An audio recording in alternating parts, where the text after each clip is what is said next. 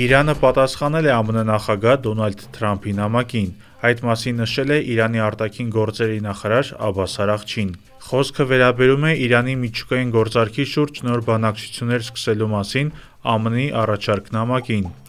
Աբբաս Արաղչին նշել է, որ Իրանը իր նամակը հասցեագրել է Օմանի սուլթանության միջոցով, ամերիկյան կողմին ներկայացնելով իր դիրքորոշումները ընթացիկ զարգացումների վերաբերյալ։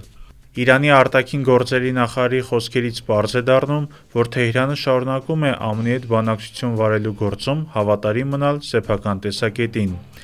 Իրանի քաղաքական դիրքորոշումն այն է, որ չի բանակցի ԱՄՆ-ի հետ առավելագույն ճնշման և ռազմական սպառնալիքների ներքո,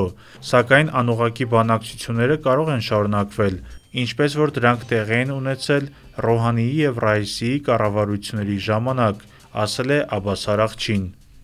Նա համանման հայտարարությամբ էր հանդես եկել նաև Երևանում Հայաստանի արտաքին գործերի նախարար Արարատ Միրզոյանի հետ մամուլի ասուլիսին։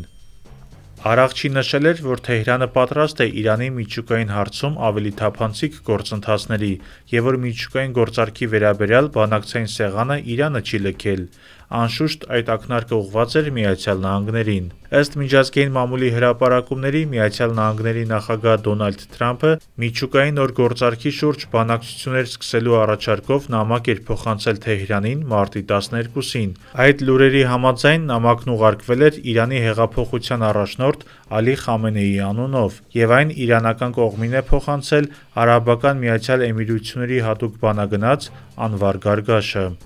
Ամերիկյան լրատվամիջոցները գրել են, թե Վաշինգտոնը 2 ամիս ժամանակ էր տվել Թեհրանին պատասխանի համար, ինչպես նաև նոր գործարք կնքելուն զուգահեռ հանդես էր եկել ռազմական սպառնալիքով։ Անխոս ամերիկյան սպառնալիքների մասին բոլոր խոսակցությունները արժանացել են Թեհրանի կոշտ վերաբերմունքին։ Իրանը ամենաբարձր մակարդակով քանիցս նշել է, որ բանակցային գործընթաց սկսելու ճանապարհին չի հանդուրժի ամերիկյան կողմի սպառնալիքները։ Իրանի արտաքին հարաբերությունների ռազմավարական խորհրդի ղեկավար Քամալ Խարազին Իրանի դեմ Վաշինգտոնի ճնշման քաղաքականությունը հոգեբանական պատերազմ է անվանել, իսկ ամերիկյան մարտավարությունը բնորոշել որպես կամ պատերազմ, կամ բանակցություն կարգախոսով։ Ըստ Խարազիի, ամերիկյան կողմը ջանում է ուժի միջոցով Թեհրանի ներգրավել բանակցային գործընթացի մեջ, այն դեպքում, երբ պարզ չեն բանակցային սկզբունքները։ Խարազին ընդգծել է, որ Իրանը ամերիկյան կողմի առաջ չի փակել իր բոլոր դռները և պատրաստ է անուղղակի բանակցային գործընթացի։